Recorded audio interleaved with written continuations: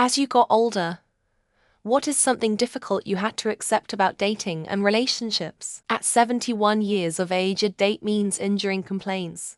Endless complaints. Examples: in a restaurant, it's drafty, let's move.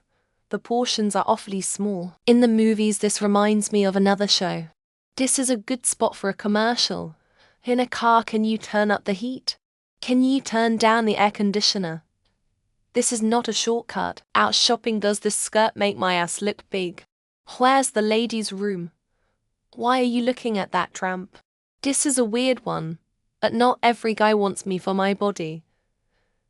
And not every guy is sex obsessed. I had bad self-esteem issues for much of my life, and it led me being with guys that wanted me for my body. When I finally started prioritizing myself and being pickier with my men, I realized that most men aren't sex obsessed.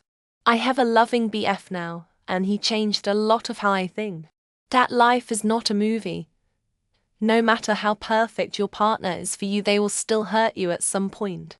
And you have to be willing to work through the hard times together. In that same aspect, once you go through hard things and work through them together like mature adults, your relationship can be 10x stronger than any flaky fake rom-com relationship you ever expected. If I spend a lot of time with someone, I will always be annoyed with them from time to time. For me, getting on my nerves sometimes is not a great reason to end the relationship. It literally always happens. The problem is me, not them. Do your way in the world while trying to understand that religion, the entity you were always taught was loving, understanding, and supportive, would be the biggest abuser in society you had to deal with. Men my age don't want to date women my age, and that older men who have nothing significant to offer me. And I'm not referring to money, see me as nothing more than a potential nurse with a purse. I'm better off alone. Honest, I'm not even sure if I should contribute, considering I'm in my early 20s and never been in a relationship. But I've personally seen how being with the wrong person can ruin someone's life. That it takes several times to find the right one. Even if you are in a relationship for a long time, it may turn out they're not the one. That's true even of marriage. We will all probably die alone. That sometimes people really are just lying. You are not perfect, someone will fool you. It's easier to cut it off on the first incident than give them a second chance to abuse you. That one's the initial chemistry, novelty of having a new sexual partner very exciting you. You actually need to put in work, compromise, and sacrifice in order to make it last. Most people suck. They just do. Life and dating is wading through the shit till you find the needle that doesn't suck amongst all the moldy, scratchy, smelly pieces of hay. Everyone has baggage. Amazed at the whiny people who expect 30 years not have baggage. God, what do you expect? Virgins. The past sexual history is irrelevant. My type was actually very toxic. It wasn't until I actually dated someone the complete opposite of that where things have gotten more peaceful. You can't fix anybody. People either recognize their issues and do something about it, or they don't.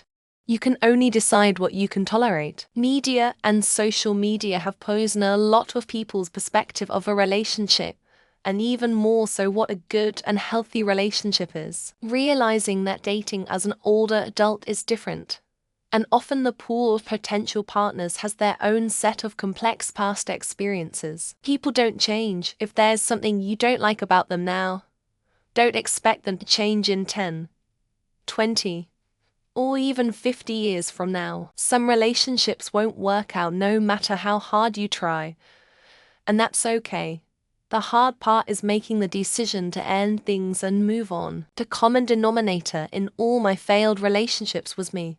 I had to quit blaming the world for my failures and do something about it. It became clear that communication is not just about talking but also about listening and understanding your partner's perspective. How much you love them is not going to change the person that they are. They are who they are, and they will be who they will be. When you do find a person who matches you, that you love and they love you, never take them for granted and become complacent. That love and relationships aren't what you see in the movies.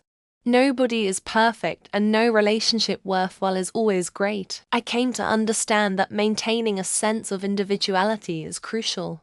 You can't lose yourself completely in a relationship. I learned that making sacrifices is part of any relationship, and balancing those sacrifices so neither feels resentful is key. I had to accept that feeling butterflies might become less frequent, but being comfortable and secure holds its own beauty. That I'm going to die alone. My love got murdered and I never want to date again. I'm lonely, yeah, but I can't even imagine it. Realizing that some issues require professional help, and that's okay. Not all relationship problems can be solved alone. Realizing that there are no fairy tale endings was tough.